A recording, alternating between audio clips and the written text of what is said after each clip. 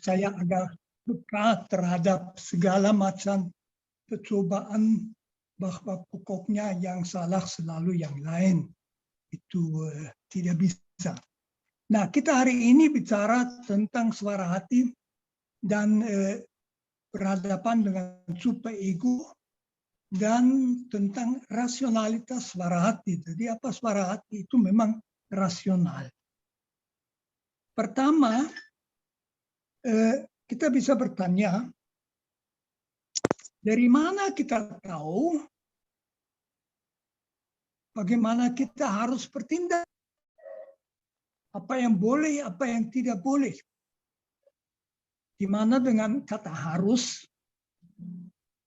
dimaksud keharusan moral dalam arti bagaimana seorang yang baik dan tidak jahat harus bertindak atau juga harus tidak bertindak.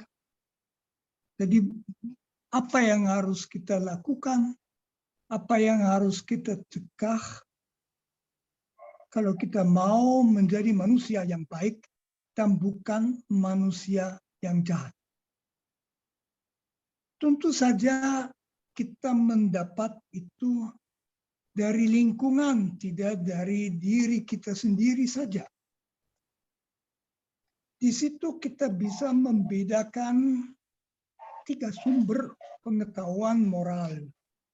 Daripadanya setiap orang mendapat input mengenai apa yang baik dan apa yang tidak baik.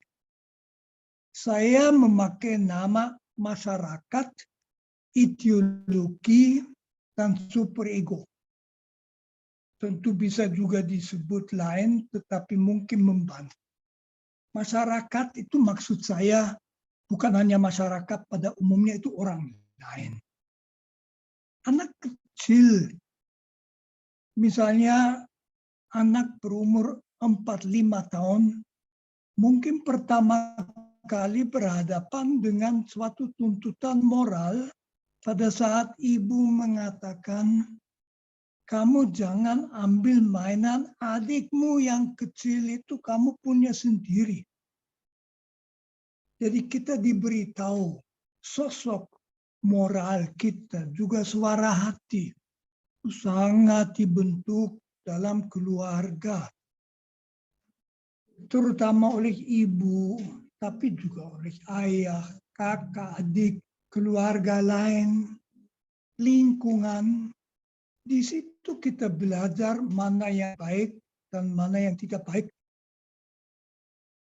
Kita akan misalnya belajar sering sekali bahwa banyak kewajiban atau norma moral berkaitan dengan 7 dari 10 perintah Allah dalam kitab Perjanjian Lama.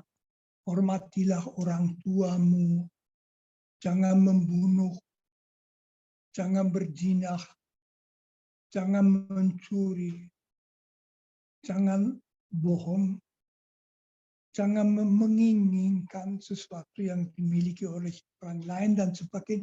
Itu di dalam hampir kebanyakan etika itu muncul penting. Kita belajar itu dari masyarakat. Tentu kemudian kita juga belajar tidak hanya dari orang tua, tapi misalnya dari guru. Anak belajar dari guru. Apa yang baik, apa yang tidak baik. Dia ditegur kalau melakukan yang tidak benar. Guru agama. Jadi agama, orang Kristiani, orang Islam, mendapat dari agama ajaran mengenai yang baik dan yang buruk.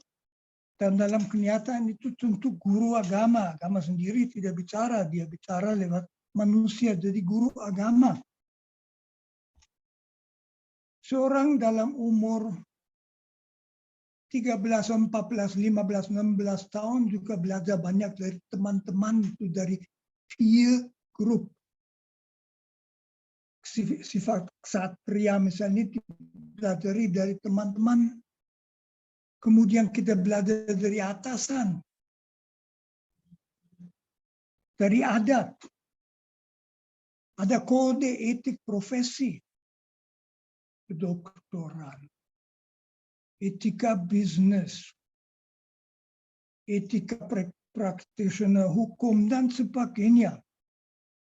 Tentu juga negara terus-menerus mengatakan yang ini baik, ini tidak baik. Ini yang saya sebut masyarakat. Saya sebut salah satu dari 3 sumber atau lembaga yang memberitahukan bagaimana kita harus bertindak. Itu yang pertama. Yang kedua saya sebut ideologi. Mungkin lebih mudah dimengerti kalau saya mengatakan macam-macam ajaran. Jadi orang tidak hanya memperhatikan yang dikatakan orang lain, tapi dia mungkin punya sistem kepercayaan. Agama di situ penting. Gereja mengajarkan sesuatu. Agama Islam mengajarkan sesuatu. Ada juga ideologi politik, misalnya sosialisme atau liberalisme, komunisme, fasisme, itu semua ideologi yang mengatakan apa yang harus dan apa yang tidak boleh dilakukan. Ada pandangan modern seperti feminisme, genderisme, ajaran-ajaran esoteris. Pancasila juga termasuk di situ. Ajaran yang memberitahu bagaimana kita harus bertindak. Sebentar saya mau kirim WA.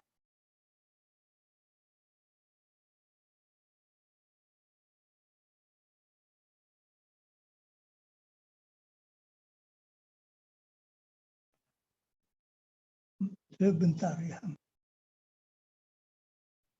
Tidak apa-apa, Romo silakan. Bagi sahabat yang ingin menanyakan pertanyaan kepada Romo Manis, bisa menuliskannya di room chat. Nanti pada waktu sesi tanya jawab akan kita diskusikan. Baik Romo, silakan. Itu ideologi. Lalu yang ketiga yang menjadi judul dari kita pertemuan adalah superego. Superego itu istilah dari Sigmund Freud yang mengatakan bahwa manusia sudah di umur 3 tahun, 4 tahun, dan seterusnya membatinkan, menginternalisasikan larangan maupun tuntutan lingkungan sehingga dia terbentuk suatu perasaan moral. Katakan saja anak kecil 4 tahun itu yang suka ambil mainan dari adiknya yang 2,5 tahun itu, semula dia hanya tahu kalau ibu masuk jangan berbuat, lalu ditegur. Tetapi lama-lama ibu tidak masuk, dia sudah tahu seharusnya saya tidak ambil mainan adik. Itu namanya superego. Jadi superego itu perasaan moral spontan. Dibentuk dalam lingkungan sosial kita melalui internalisasi norma-norma lingkungan, terutama lingkungan akrab, ibu, keluarga, dan sebagainya. Nah, sekarang yang penting untuk moralitas, masyarakat, misalnya orang tua, atau atasan, atau negara, atau agama, ideologi, kepercayaan kita, perasaan spontan moral kita mengatakan sesuatu, pertanyaan yang muncul, apa memang itu harus saya lakukan atau tidak? Jadi bahwa mereka itu bicara, belum berarti bahwa mereka juga betul. Saya suka ambil contoh ini. ada pasangan baru nikah, suami istri akrab begitu. Karena ibu suaminya laki-laki itu sendirian, dia itu diajak tinggal bersama mereka dalam satu rumah tangga. Nah, sesudah beberapa bulan, istri mengeluh sama suaminya, marah-marah mengenai ibunya itu yang terus campur di dapur, mengatakan, wah, anakku ingin begitu dalam piring sebetulnya dibersihkan dengan cara itu dan segala macam. Untuk suaminya tidak enak mendengar itu, tapi istrinya mengancam dia, kamu harus pilih aku atau ibumu. Padahal laki-laki itu seperti selalu laki-laki dididik untuk di budaya juga budaya Indonesia sangat kuat. Jangan bikin sakit hati orang tua. Alah. Tetapi pada saat keselamatan keluarganya, perkawinannya terancam, ya kiranya dia tidak boleh mengikuti perasaannya, tapi harus minta ibunya untuk hidup dalam suatu rumah tangga yang sedikit tersendiri. Jadi mengikuti perasaan moral itu tidak selalu betul. Begitu juga tidak semuanya yang dikatakan orang lain. Nah, dari mana kita tahu ini? Itu namanya suara hati. Kalau masyarakat ditata baik, tidak sering akan ada konflik antara masyarakat ideologi superego dengan suara hati. Kalau masyarakat tidak beres, akan ada konflik. Akan ada suara hati bertanya bagaimana. Atau ambil contoh, seorang wartawan dalam negara dengan yang dipimpin oleh sebuah partai dengan ideologi yang keras. Dia sendiri sangat percaya pada partai itu, bahwa partai itu akan memajukan bangsanya. Lalu sebagai wartawan dia pergi ke pulau yang jauh. Dan di situ dia melihat bahwa orang itu kena kelaparan, sedangkan pimpinan-pimpinan partai itu korup, dan uang yang datang dari pusat dikorupsikan. Dia kembali ke pusat, ke Jakarta, mau menulis tulisan. Tetapi pimpinan redaksi melarang, dia mengatakan, ini tidak akan kami muat. Karena nanti akan kami ditegur oleh partai, tidak boleh mengatakan yang tidak benar pada partai. Menjadi pertanyaan, apa dia taat pada partai, apa dia taat pada atasan, atau misalnya karena udah melihat ada orang kelaparan karena korupsi orang-orang partai yang memimpin, akhirnya dia berani mengirim tulisannya ke luar negeri, di mana itu akan menjadi ramai. Dan mungkin ia sendiri lalu, right or wrong my country, you shouldn't tell bad things about my country. Dia malah kemudian dihukum, dianggap menjelekkan nama baik negara dan partai itu, yang juga betul, hanya namanya memang pantasan jelek.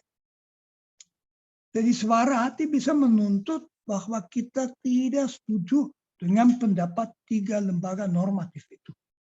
Suara hati adalah kesadaran moral dalam situasi konkret, dalam situasi yang kita alami. Kita seakan-akan merasakan apakah sikap, keputusan, tindakan yang mau kita ambil adalah benar, dapat dipertanggungjawabkan atau tidak. Itu luar biasa pada manusia bahwa kita mempunyai suara hati itu. Ambil contoh, tidak gampang. Saya nanti kembali kepada contoh itu. Misalnya ada jabatan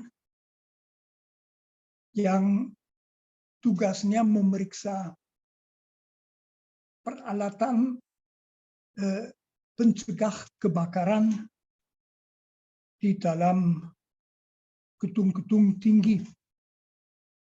Dan dari jabatan ini karyawan itu juga selalu dikirim ke hotel-hotel, mungkin juga ke apartemen-apartemen.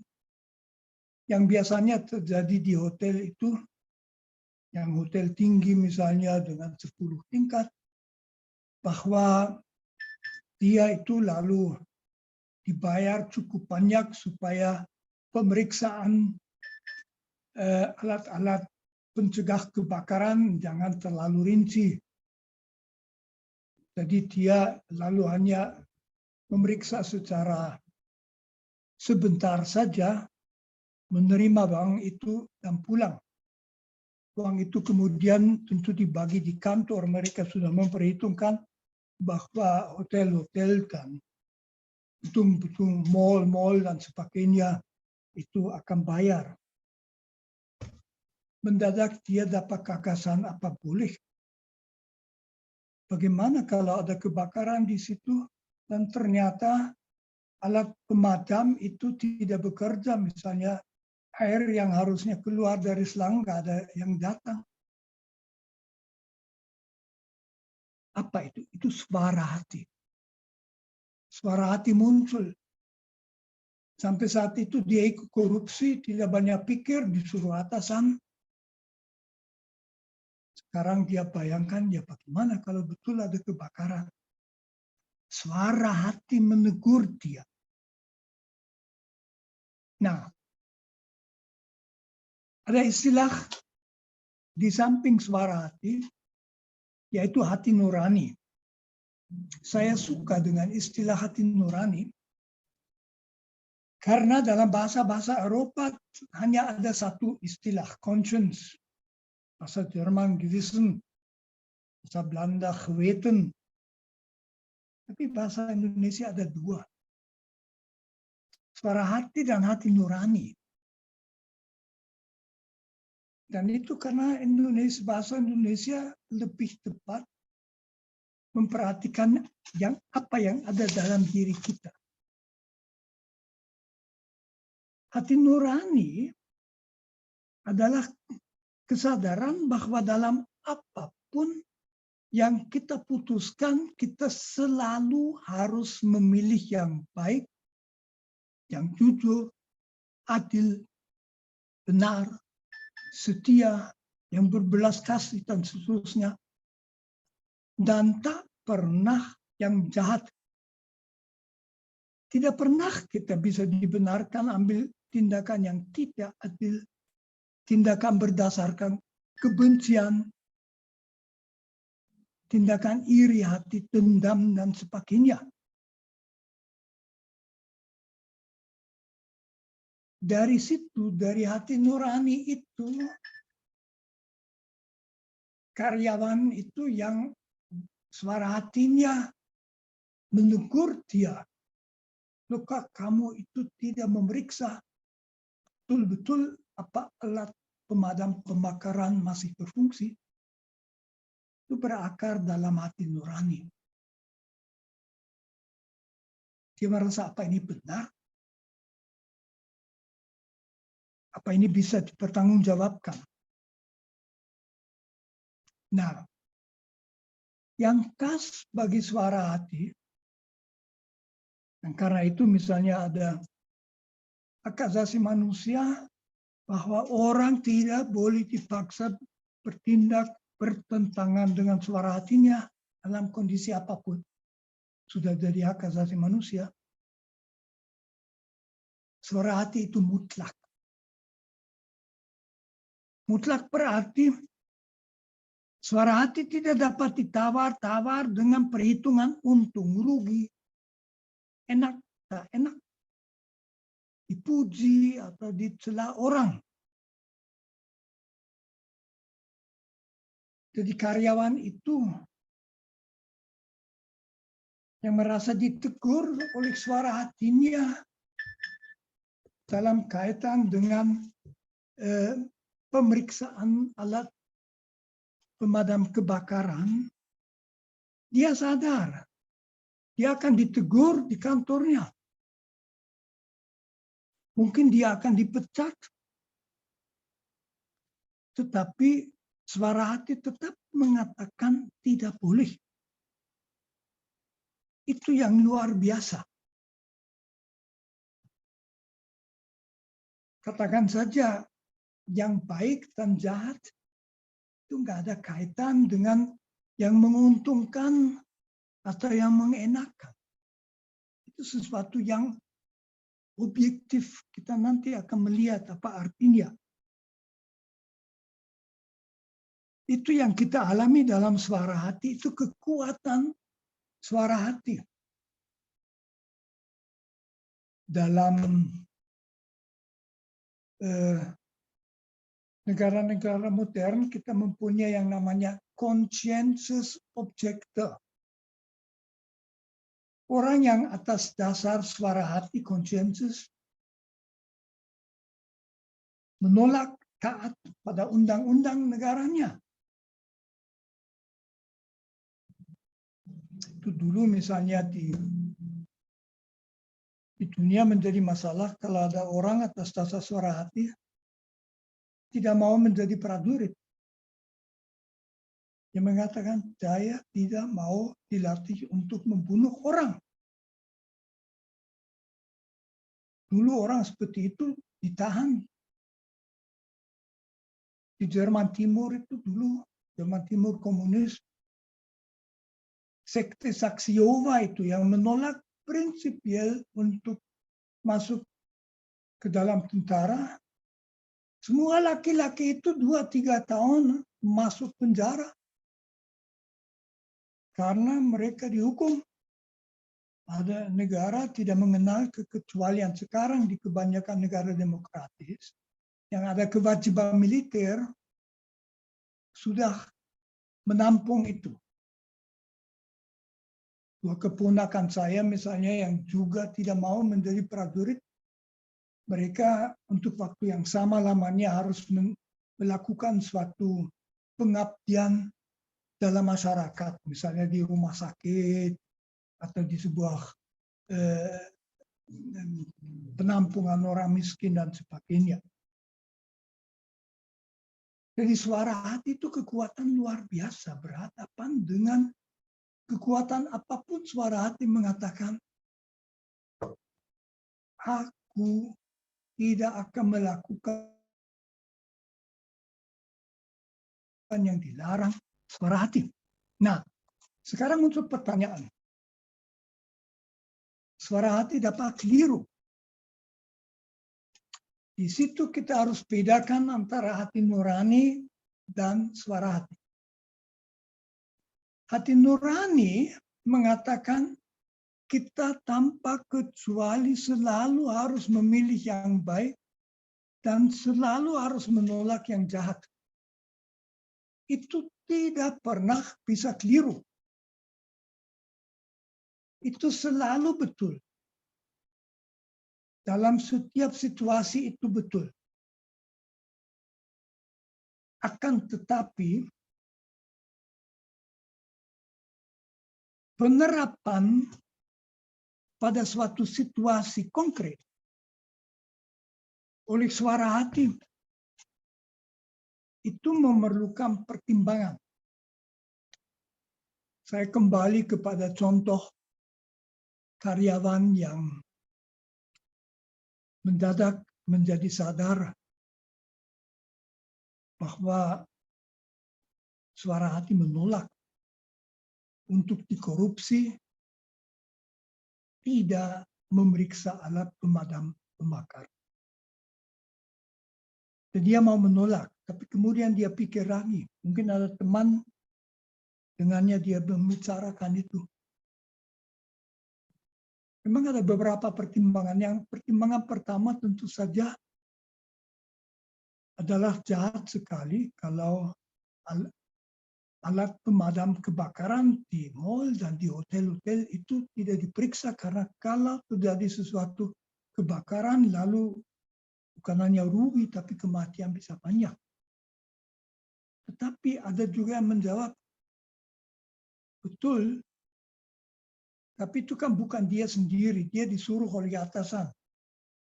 Atasan kantor semua hidup dari korupsi itu.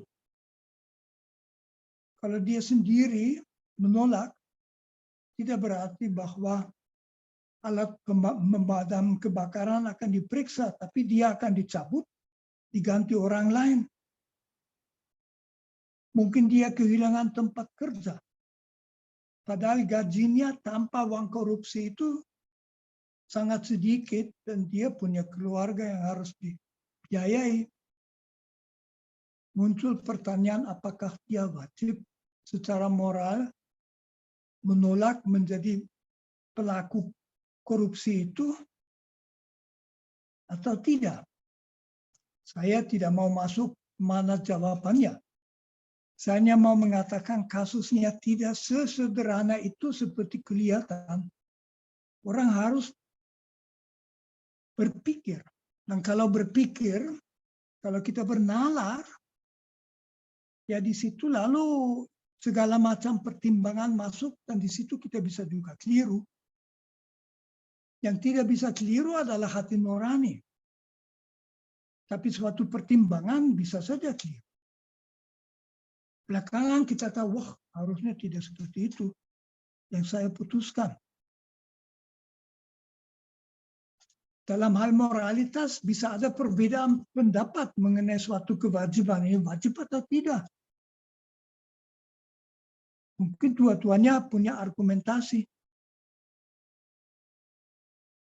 Misalnya saja, tidak wajib memberi makanan kepada orang miskin yang lapar, kalau itu berarti anaknya sendiri tidak dapat diberi makanan, begitu. Jadi perintah memberi, jangan membiarkan orang miskin kelaparan, ternyata tidak mutlak. Kalau itu hanya bisa terlaksana dengan membuat anaknya sendiri lapar. Suara hati dapat keliru dalam arti bahwa apa yang dianggap tuntutan kebaikan atau keadilan dalam kenyataan bukan tuntutannya. Dia merasa ini tuntutan keadilan, tapi sebetulnya bukan tuntutan keadilan. Serangkum sedikit, saya sudah menjelaskan bahwa kita belajar dalam pandangan-pandangan moral dari masyarakat, jadi dari manusia-manusia di lingkungan kita, dari ideologi, jadi dari segala macam ajaran yang kita percaya, misalnya dari agama, dan dari perasaan moral spontan yang terbentuk di dalam hati kita. Namun, tiga fiat itu selalu berhadapan dengan pertanyaan apa yang sebenarnya kewajibanku. Apa sebenarnya boleh saya melakukan itu atau malah tidak. Itu suara hati yang muncul. Hati nurani dasar suara hati. Kesadaran bahwa kita tidak pernah boleh melakukan yang jahat atas dasar kebencian dan sebagainya. Bahwa kita selalu harus bertindak yang baik, yang adil, dan sebagainya, itu mutlak. Itu mendasari suara hati, yaitu kesadaran moral dalam situasi konkret berhadapan dengan kasus.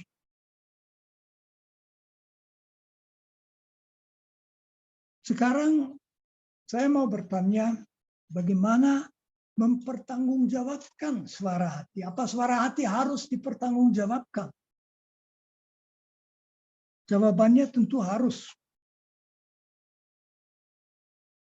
Pertama, suara hati punya dua sifat. Tadi saya sudah menyebutkan suara hati itu mutlak. Mutlak berarti tidak bisa ditawar-tawar dari kepentinganku, keuntungan, untung rugiku, juga dari apa orang lain setuju, apa aku dipuji atau dicela, dan sebagainya. Kalau sudah jelas itu kewajibanku, maka biarpun dicela orang lain tetap kewajibanku. Lalu suara hati juga berlaku universal.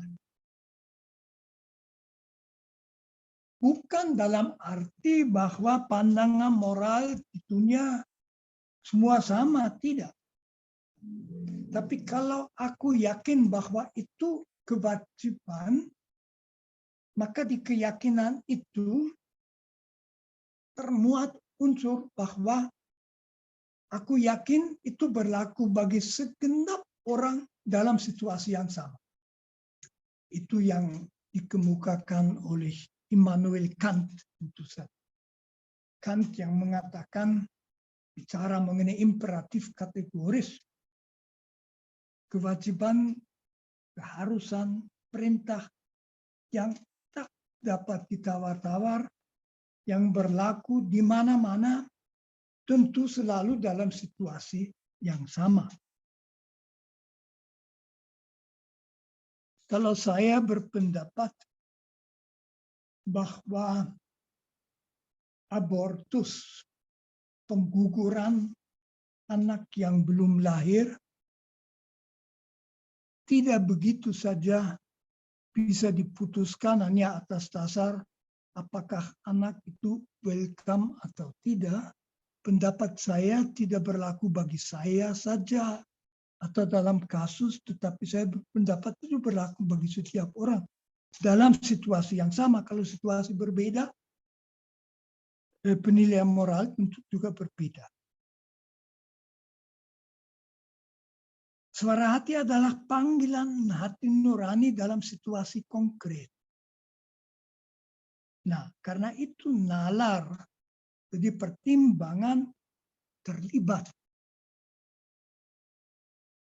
Kasus abortus tidak begitu gampang. Ada banyak sekali pertimbangan. Kalau tidak diperhatikan, penilaian moral bisa cacat. Apa yang dalam situasi kompleks wajib kita lakukan sering tidak jelas. Juga misalnya dalam kasus korupsi tadi, perlu pertimbangan. Yang dipertimbangkan bukan apakah yang baik dan adil harus dilakukan, tentu selalu harus dilakukan. Tapi yang sebetulnya baik dan adil dalam situasi ini apa? Nah, ini tidak selalu jelas. Itu yang dimaksud suara hati harus dapat dipertanggungjawabkan. Jadi orang lain melihat kita ambil keputusan, bisa saja minta penjelasan, kok kamu putuskan seperti itu. Kita wajib untuk menanggapi pertanyaan itu. Orang bisa mengkritik pandangan moral kita.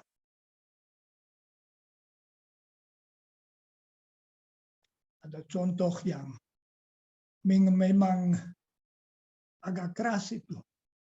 Dari antropologi, dari ilmu antropologi. Katanya itu betul. Di Siberia, ya, Siberia Timur, ada orang Chukchen, namanya Chukchen. Itu daerah yang dingin. Orang Chukchen itu sangat mencintai orang tua mereka. Pada saat orang tua sudah menjadi ringkih, lemah, apa yang dilakukan orang Chukchen? Mereka itu memberi pakaian hangat, lalu mereka menempatkannya di atas sebuah kursi malas. Kursi itu ditaruh agak jauh dari rumah di tengah salju dan menunggu sampai dia itu mati kedinginan. Orang bisa bertanya, lah kok begitu? di kebanyakan budaya di dunia, termasuk budaya-budaya Indonesia, membiarkan orang tua mati kedinginan itu bukan tanda cinta kasih kepada orang tuanya. Kok bisa mereka seperti itu? Tapi para antropolog mengatakan, dalam kepercayaan orang Chukchun itu, orangnya mati masuk ke dalam alam seberang, kita sebut surga, dalam keadaan fisik di mana mereka mati. Jadi jangan orang tua dibiarkan sudah nggak bisa jalan dan sakit, dan mereka dibantu pindah alam selama masih cukup kuat. Saya begitu. Jadi meskipun Chukchun itu melakukan sesuatu yang akan kita sebut membunuh orang tua, dalam pandangan orang Chukchun itu puncak kasih pada orang tua, karena dengan demikian mereka dengan gembira bisa masuk di alam seberang. Itu contoh perbedaan pendapat. Tidak semua perbedaan pendapat begitu kasar, tetapi ada itu. Kalau ternyata suara hati kita keliru, maka kalau itu ketahuan belakangan, kita tidak bersalah. Jadi orang yang mengikuti suara hati yang keliru tidak bersalah. Apa arti suara hati keliru? Kalau kita tahu suara hati keliru, ya udah bukan suara hati. Jadi suara hati keliru berarti kita mengambil keputusan dalam situasi yang susah. Belakangan, waduh, kita lihat harusnya tidak seperti itu, keliru. Jadi kekeliruan dilihat belakangan. Itu tidak membuat keputusan yang dengan jujur diambil atas dasar suara hati menjadi secara moral tidak baik. Hanya tentu kita harus belajar untuk masa depan, jangan terulang. Dan kalau misalnya keputusan yang ternyata tidak betul, merugikan orang lain, ya kita juga harus membantu mengatasi kerugian itu. Itu sangat menarik ya. Karena itu moralitas mengatakan, juga gereja mengatakan, suara hati selalu harus diikuti.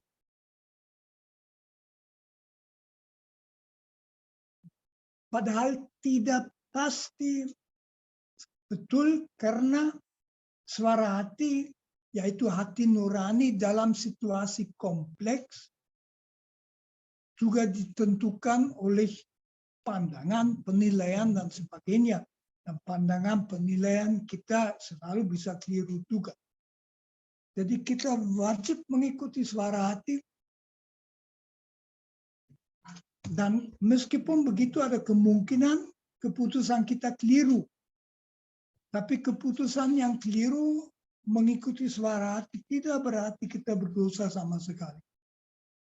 Secara etis dia tidak salah, tapi tentu kita harus memperbaiki diri, kita harus belajar, kita harus memperbaiki kerugian. Nah, apa yang menjadi kewajiban-kewajiban moral kita dalam situasi yang begitu berbeda, tuntutan begitu berbeda? Di situ masuk etika normatif. Etika normatif akan kita bicarakan minggu depan. Etika normatif mencari manakah prinsip-prinsip moral untuk mengambil keputusan yang tepat. Etika normatif itu sangat menarik dan merupakan salah satu pokok filsafat moral, dari pokok etika. Di situ lalu kita melihat manakah prinsip-prinsip atas dasar kita dapat mengembangkan norma-norma yang menjelaskan sikap dan tindakan apa yang harus diambil dalam situasi tertentu supaya etis. Jadi supaya mewujudkan kebaikan dan keadilan dan tidak jahat. Sekarang saya mau sedikit memberi catatan mengenai integritas seseorang. Sebetulnya kata integritas itu tidak lain artinya daripada orang yang secara etis oke, yang bisa diandalkan secara etis. Tapi itu kata yang bagus karena kata integritas mengungkapkan ciri seseorang yang dapat dipercayai.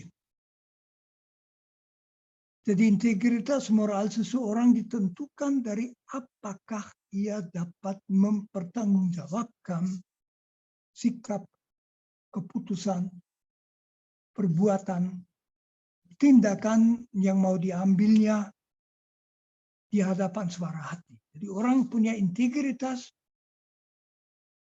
kalau sikap dan tindakan yang mau diambil atau tidak diambil itu dapat diandalkan mengikuti suara hati.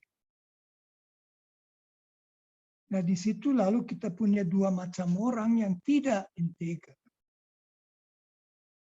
Itu kalau sikap hanya kita ambil karena kita untung, enak, menghindar konflik, tidak berani membela yang benar, menghindar dari bertanggung jawab, membungkamkan suara hati.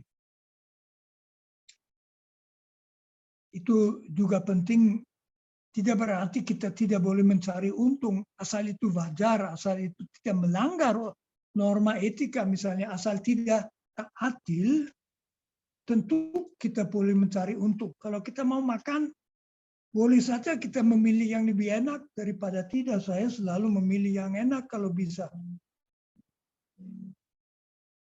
Kadang-kadang memilih yang enak meskipun tidak sehat ya. Itu langsung sudah bisa ditanyakan apa ini. Saya kira belum mengganggu integritas seseorang. Tetapi orang yang integer itu orang yang selalu dapat diandalkan bertindak menurut apa yang dapat dipertanggungjawabkan sendiri. Jadi yang selalu akan bertindak menurut apa yang dia anggap benar, baik. Katakan saja apa yang dia yakini dapat dipertanggungjawabkan berhadapan dengan Tuhan. Itu bagi orang beragama itu di pandangan Tuhan bagaimana? Atau dengan lain kata, dengan kata yang pendek, orang yang integer adalah orang yang tidak dapat dibeli. Ada istilah bahasa Inggris, every person has her price. Saya kira itu ucapan sinis dan tidak benar. Ucapan itu mengatakan asal bayar cukup banyak, setiap orang bisa disokok. Setiap orang bisa dibeli. Saya kira tidak benar. Hanya orang yang tidak punya integritas, dia bisa dibeli. Orang punya integritas adalah orang tidak dapat dibeli, tidak dapat menyeleweng dari apa yang diyakininya sebagai benar, baik, dan adil. Namun orang integer itu terbuka. Jadi ia juga bersedia belajar. Mungkin mendapat pandangan yang berbeda. Dia akan memperhatikan, menjawab pertanyaan. Kalau ternyata ia menyadari pandangannya tentang yang benar dan baik keliru, ia bersedia mengupahnya.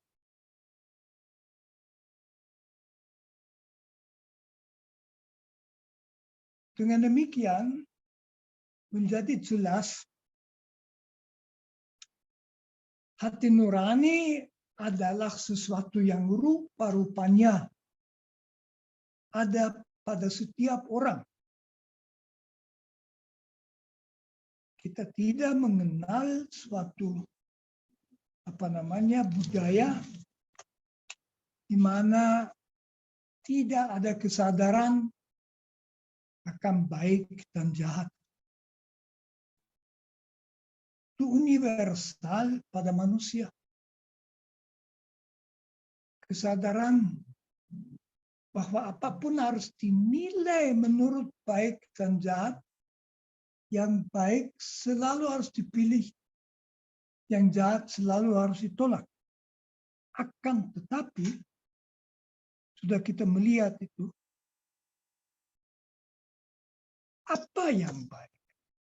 Jadi bahwa yang baik harus dilakukan, tak bisa dipertanyakan. Tetapi, yang baik itu apa?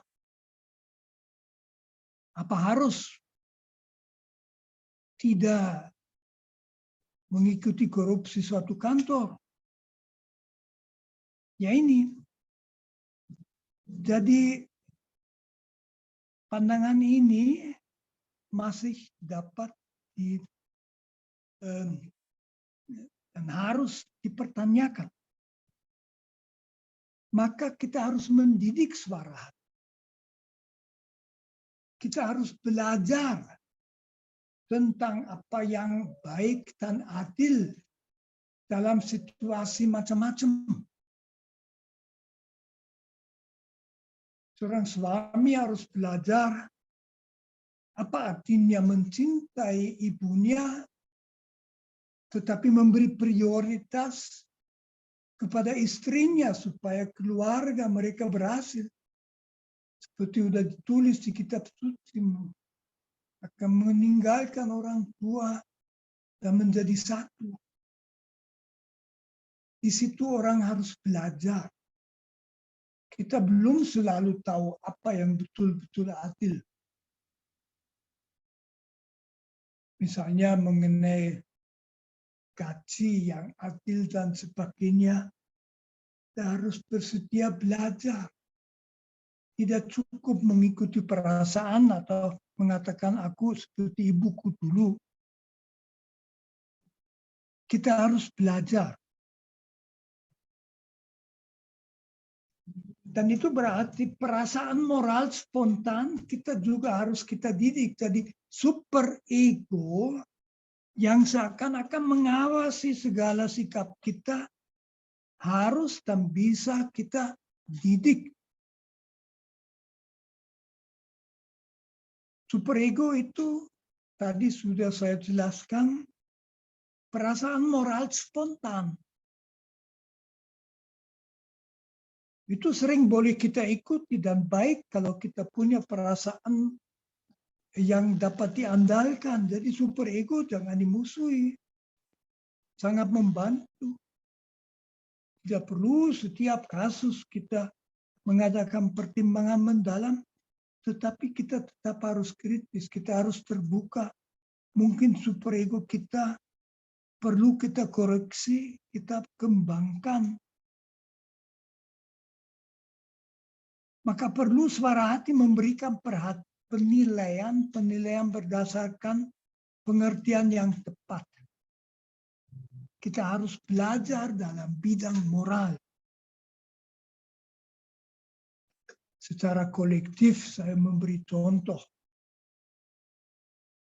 Gereja Katolik belajar lama bahwa hukuman mati tidak dapat dibenarkan. Waktu saya kecil, saya masih belajar di dalam pelajaran agama Katolik. Ada 3 situasi di mana boleh membunuh orang. Pertama, kalau kita diserang untuk membela diri. Kedua, di dalam situasi perang sebagai prajurit dalam rangka sebuah pertempuran. Orang yang menembak mati dalam pertempuran prajurit lawan tidak berdosa. Yang ketiga, melaksanakan hukuman mati. Itu sudah lama diragukan, ya juga tidak begitu lama. Banyak misalnya hukuman mati itu baru betul-betul dipersoalkan sesudah Perang Dunia Kedua. Karena di situ begitu banyak hukuman mati dijatuhkan. Orang mengira apa bisa.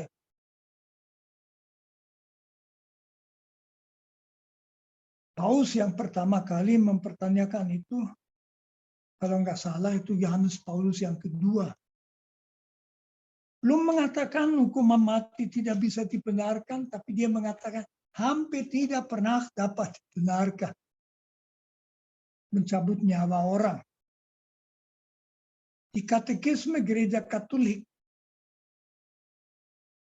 itu masih termuat sampai 4 tahun yang lalu. Baru Paus Fransiskus yang mencabut itu. Sekarang di katekisme Katolik, tidak lagi ditulis bahwa hukuman mati kadang-kadang dapat dibenarkan. Sekarang ditulis hukuman mati tidak dapat dibenarkan.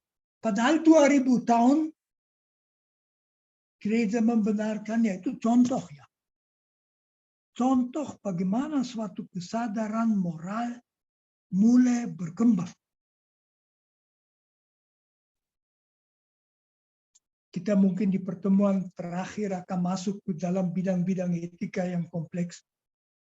Etika seksual itu masalah yang besar sekali. Bagi gereja Katolik, tidak hanya di gereja Katolik, tapi saya tidak mau masuk sekarang. Tapi pertanyaan, apa yang sebenarnya dituntut Tuhan? Apa yang sebenarnya baik? Tuntutan hati nurani bahwa selalu harus baik, tidak pernah jahat, itu dalam konteks itu berarti apa? Tidak mudah jawab. Kita harus belajar. Gereja Katolik belajar bahwa hukuman mati tidak dapat dibenarkan. Tentu gereja Katolik juga belajar, tadi ada pertanyaan mengenai right or wrong my country. Di dalam Perang Dunia Pertama, tahun 1914, masih ada uskup-uskup dan pastor-pastor yang memberkati senjata prajurit yang akan maju ke garis depan untuk membunuh musuh. Jadi prajurit Jerman dengan meriam-meriamnya diberkati, kasih air suci, lalu dipakai untuk menembak mati orang Prancis dan sebaliknya. Sekarang itu gereja merasa agak malu dengan itu. Ya udah, tidak usah kita menilai yang dulu, tapi kok bisa memberkati alat pembunuh. Dalam moralitas kita harus belajar. Kasus seperti right or wrong my country itu tentu terlalu umum. Tapi kalau mau didiskusikan, memang saya kira ada banyak segi yang cukup mendalam. Karena juga ada tuntutan bahwa kita setiap mendidik suara hati. Mungkin pertanyaan terakhir yang mau saya masuki adalah, apakah suara hati adalah suara Tuhan? Apalagi yang mutlak hanya Tuhan. Tentu jawabannya tidak langsung, tidak mungkin langsung. Mengapa? Suara hati bisa keliru.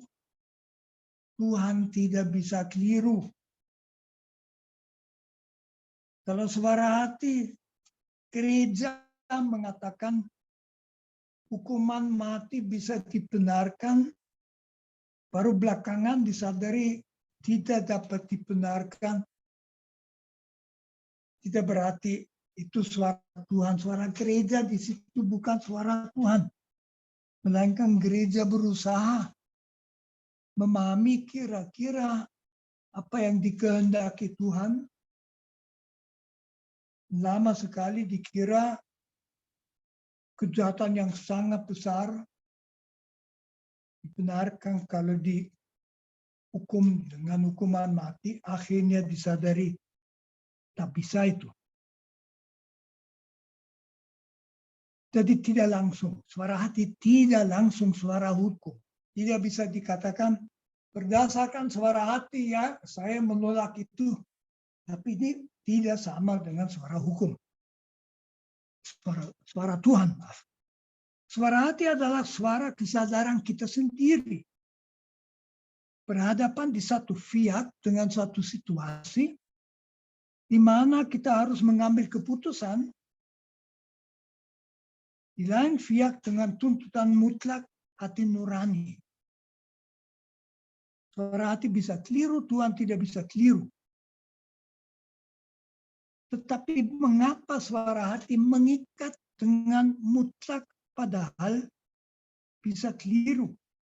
Karena dalam suara hati terungkap hati nurani.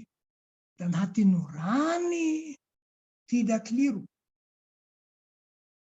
Hati nurani kesadaran kita yang selalu ada. Bahwa yang baik selalu wajib kita lakukan. Jadi yang adil, setia, jujur, ini selalu benar, selalu betul. Dan yang jahat, yang tidak baik, yang tidak adil, yang dilakukan karena membenci orang itu tak pernah tanpa kecuali, tak pernah dapat dibenarkan. Itu hati nurani. Seperti tadi saya coba jelaskan, yang menjadi pertanyaan di mana lalu masuk pertimbangan adalah lalu yang baik dalam situasi ini apa? Apa dalam situasi ini itu jahat atau malah tidak? Nah, di situ ada pertimbangan, di situ tidak ada kemutlakan, di situ kita harus belajar, di situ kita tidak bisa mengatakan itu suara Tuhan. Tetapi hati nurani adalah sesuatu yang luar biasa. Kok bisa kita tanpa kecuali sadar bahwa diri kita, mutu kita tergantung dari apa kita selalu berpihak pada yang baik dan menolak yang jahat. Dari mana kemutlakan itu? Tentu tidak dari diri kita sendiri. Kalau kita bisa menentukan sesuatu, kita juga bisa mencabut penentuan itu. Juga bukan lingkungan kita. Karena hati nurani justru menjadi dasar untuk kadang-kadang mempersoalkan lingkungan. Kalau kita hidup di lingkungan korup, itu karena hati nurani menggerakkan suara hati. Itu korup, jangan ikut lingkungan. Jadi juga bukan lingkungan. Padahal kita mengalami di hati nurani bahwa kualitas kita sendiri, mutu kita sendiri tergantung dari kesetiaan pada hati nurani. Jadi hati nurani itu menunjuk sesuatu yang melampaui kita. Di mana kita harus mempertanggungjawabkan diri kita. Di mana kita senantiasa dinilai realitas mutlak di seberang, itu yang dalam bahasa kita disebut Tuhan. Jadi bisa dikatakan bahwa hati nurani adalah tempat di mana kita menyadari kita di bawah sorotan Tuhan, dan itu sorotan kebaikan. Hati nurani membuka diri kita pada dimensi transenden, dimensi di seberang. Maka ada hubungan antara suara hati dan suara Tuhan. Keseriusan suara hati. Bahwa suara hati tidak bisa ditawar-tawar, itu karena kita sadar selalu berhadapan dengan Tuhan. Kalau tidak ada Tuhan, dari mana kemutlakan ini? Teman-teman, saya sudah omong lebih dari 1 jam. Terima kasih, saya sekarang berhenti. Silahkan menanggapi, bertanya, dan sebagainya.